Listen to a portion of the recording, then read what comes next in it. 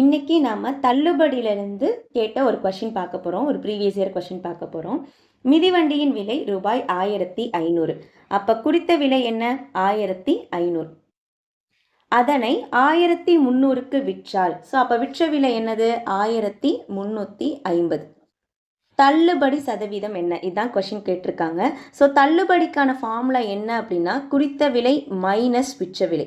இதுதான் தள்ளுபடிக்கான formula. So தள்ளுபடி எவ்வளோ நம்ம கண்டுபிடிக்கணும். அப்போ 1500லேருந்து 1350 கழிச்சோம் அப்படின்னா நமக்கு ஆன்சர் என்னது? 150. ஸோ நெக்ஸ்ட் கொஸ்டின், ஆனால் கொஸ்டின் கேட்டது என்ன அப்படின்னா தள்ளுபடி சதவிகிதம். அப்போ தள்ளுபடி சதவிகிதத்துக்கான ஃபார்முலா என்ன அப்படின்னா, தள்ளுபடி டிவைடட் பை குறித்த விலை இன்ட்டு 100.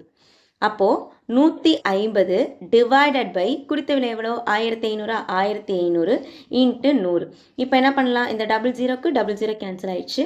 ஓர் 15 15, இங்கே ஓர் 15 15, இன்னொரு ஒரு 0 சேர்த்துக்கிறோம். அப்போ 1500க்கு வாங்கின ஒரு மிதிவண்டியை 1350க்கு விற்றோம் அப்படின்னா கிடைக்கக்கூடிய தள்ளுபடி சதவிகிதம் எவ்வளோ? 10%. So second question ratio and ப்ரொப்போர்ஷன்லேருந்து கொடுத்துருக்காங்க. ரேஷியோ அண்ட் ப்ரொப்போர்ஷன் அதில் வந்து என்ன கொடுத்துருக்காங்க? X divided by Y equal to 3 divided by 5ன்னு இருக்குது. அப்போ எக்ஸோடைய வேல்யூங்கிறது 3, ஒய்யோட வேல்யூங்கிறது 5. நம்ம ஜஸ்ட் என்ன பண்ண போகிறோம் அப்படின்னா அந்த வேல்யூவை அந்த கொஷனில் அப்படியே சப்ஸ்டியூட் பண்ண போகிறோம். So 5x + 2y. அப்போ 5 × 3. எக்ஸுக்கு பதிலாக 3 போடுறேன். அண்ட் ஒய்க்கு பதிலாக என்ன போட போகிறோம்? 5 போட போகிறோம். அப்போ 2 × 5. அதே மாதிரி கீழே 5 × 3, பட் இங்கே மைனஸ் இருக்குது. அப்போ -2 × 5. ஸோ இதை நம்ம சிம்பிளிஃபை பண்ண என்ன வரும்? I3 15, E2 10. அதே மாதிரி I3 15, E2 10, ஆனால் மைனஸ். அப்போ இதை அடித்தோம் அப்படின்னா ஆட் பண்ணோம் அப்படின்னா 25 டிவைடட் பை 5. இதை சிம்பிளிஃபை பண்ண ஆன்சர் என்ன வருது? 5.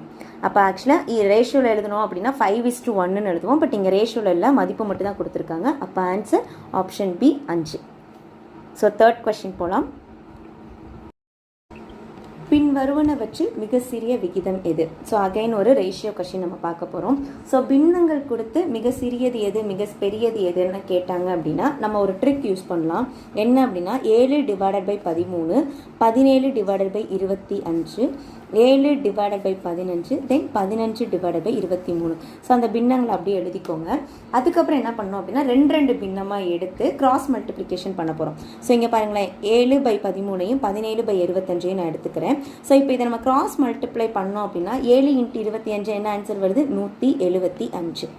அடுத்து 13 × 17 பண்ணோம் அப்படின்னா ஆன்சர் என்ன வருது? 221. இப்போ அவங்க என்ன கேட்டிருக்காங்க? மிக சிறிய விகிதம்னு கொடுத்துருக்காங்களா? ஸோ இந்த 2 மதிப்பில் எது சின்ன விகிதம், எது சின்ன வேல்யூ அப்படின்னு பார்த்தா 175. அப்போ நான் இந்த விகிதத்தை மட்டும் எடுத்துப்பேன். அதாவது இதை ரெண்டையும் கம்பேர் பண்ணும்போது நமக்கு இந்த விகிதம் தான் சின்னதாக இருக்கும். அதே மாதிரி இப்போ செகண்ட் ஒன் எடுக்க போகிறோம். செகண்ட் பேர் 23 × 7. ஸோ 23 × 7ன்னு போட்டால் ஆன்சர் என்ன வரும்? 161.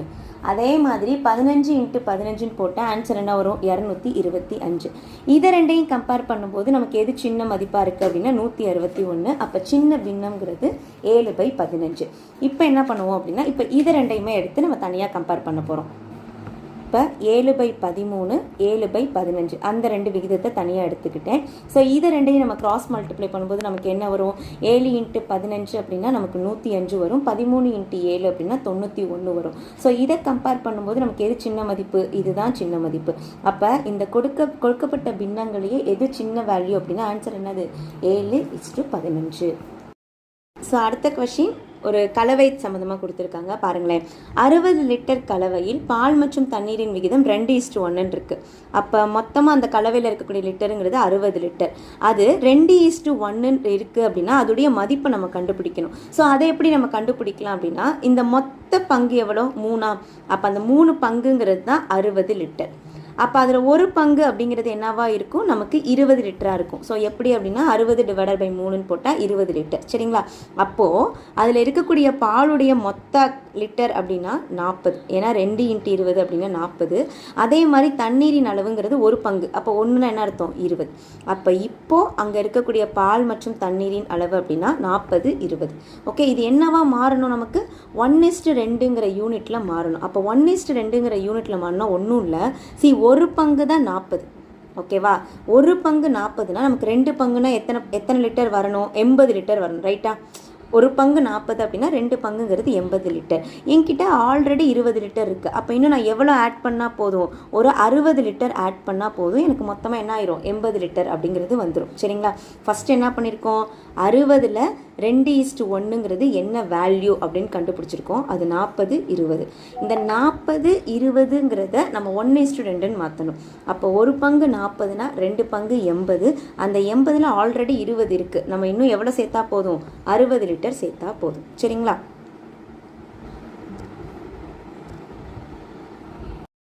ஓகே. ஸோ அடுத்த கொஸ்டின் பாருங்கள். 3:5 என்ற விகிதத்தில் 2 எண்கள் உள்ளன.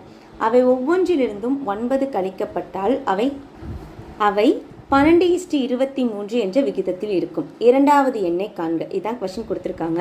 சரி, இப்போ இந்த இடத்துல நான் என்ன பண்ணுறேன் அப்படின்னா, அந்த விகிதத்தை நான் 3x 5xன்னு எழுதுறேன். ஓகேங்களா? 3:5 என்ற விகிதத்தில் இருக்குது அப்படின்னா அதை நம்ம எப்படி எழுதலாம், 3x, 5xன்னு எழுதலாம். இதில் அவங்க என்ன கேட்டிருக்காங்க, ரெண்டாவது எண் கேட்டிருக்காங்க. ரெண்டாவது எண் 5x. அப்போ கண்டிப்பாக அந்த எண் என்னவாக இருக்கும், ஒரு 5ஓட மடங்காக தான் இருக்கும். ஆப்ஷனில் பாருங்கள், எல்லாத்துலேயும் பார்க்கும்போது 55 மட்டும்தான் 5ஓட மடங்காக இருக்குது. So answer 55. ஓகேவா? அப்படி இல்லாட்டி ஒருவேளை நமக்கு கண்டிப்பாக 2-3 ஆப்ஷன்ஸ் 5ஓட மடங்காக இருந்தால் நம்ம எப்பவும் போல தான் போடணும். ஸோ எப்பவும் போல போட்டால் என்ன பண்ணுவோம், 3x டிவைடட் பை 5x -9 ஏன், ஒவ்வொன்றிலிருந்தும் 9 கழிக்கப்பட்டால் கிடைக்கும் புதிய பின்னம் என்னது, 12 டிவைடட் பை 23. ஸோ இதுக்கு என்ன பண்ணுவோம், நம்ம யூஸ்வலாக இதை ரெண்டையும் கிராஸ் மல்டிப்ளை பண்ணி எக்ஸோடைய மதிப்பு கண்டுபிடிப்போம். ஸோ எக்ஸோடைய மதிப்பு கண்டுபிடிச்ச ஆன்சர் என்ன வரும், 11ன்னு வரும். அப்போ x = 11 அப்படின்னா 5x. அப்போ 5 × 11 = 55. ஸோ அடுத்த கொஸ்டின் அகைன், ஏயின் 30%, பியின் 0.25 = 1/5 of c அப்படின்னு கொடுத்துருக்காங்க. அப்போ இதை நம்ம ரீரைட் பண்ணுறோம். எப்படின்னு பாருங்களேன். ஸோ ஏயின் 30%, அப்போ ஏ இன் 30% என்ன பண்ணுவோம், 30 டிவைடட் பை 100ன்னு போடுவோம். ஈக்குவல் டு பியின் 0.25. ஸோ அப்படின்னா அதை நம்ம எப்படி எழுதிக்கலாம், 2 டெசிமல் இருக்கா, அப்போ நம்ம என்ன பண்ணலாம், 25/100ன்னு போடலாமா. Equal to C into 1/5. So அதையும் நம்ம போட்டாச்சு. சரிங்களா? இப்போ இதை என்ன பண்ண போகிறேன் அப்படின்னா, இப்போ இந்த இடத்துல எல்லாமே டினாமினேட்டர் 100 இருக்குது. அப்போ சியுடைய டினாமினேட்டரையும் மாற்றுறதுக்கு நான் என்ன பண்ணுறேன்னா, மேலையும் கீழையும் 20ஆல் மல்டிப்ளை பண்ணுறேன். அப்போ என்ன ஆயிடுச்சு, ஒரு 100 100 100 கேன்சல் ஆயிடுச்சு. அப்போ ஃபைனல் ஆன்சர் என்ன வந்திருக்கு நமக்கு, 30a equal to 25b equal to 20cன்னு வருது. அகைன் இதை அடித்து போட்டோம் அப்படின்னா 6 × 30, 5 × 25, 4 × 20. அப்போது நமக்கு ஃபைனலாக என்ன கிடச்சிருக்கு, 6a equal to 5b equal to 4cன்னு கிடச்சிருக்கு. ஸோ விகிதத்திலேயே இந்த ஃபார்மேட்டில் வந்தால் a:b:c கண்டுபிடிக்கிறதுக்கு அகைன் நமக்கு ஒரு ட்ரிக் இருக்குது. என்ன அப்படின்னா, a:b:c. இப்போ ஏவோட மதிப்பை கண்டுபிடிக்க நம்ம என்ன பண்ணுவோம், ஏவை மட்டும் விட்டுட்டு b and c உடைய வேல்யூவை மல்டிப்ளை பண்ணுவோம். சரிங்களா? அப்போ a and b உடைய வேல்யூவை மல்டிப்ளை பண்ண ஆன்சர் என்ன வரும், 5×20. இப்போ எனக்கு பியோடது வேணும். அப்போ பியோடது வேணும் அப்படின்னா அதை ரிமூவ் பண்ணிவிட்டு ஏவையும் சியையும் மல்டிப்ளை பண்ணுவேன். அப்போ 6×24, 6×24. அடுத்து எனக்கு சியோடது வேணும்னா சியை விட்டுருவேன், மீதி 2ஐயும் மல்டிப்ளை பண்ணுவேன். அப்போ ஆன்சர் என்ன வரும், 6×30. அப்போ இதை அடித்து போட்டோம் அப்படின்னா அதுதான் நம்மளுடைய ஃபைனல் ஆன்சராக இருக்கும். ஸோ 10:12:15.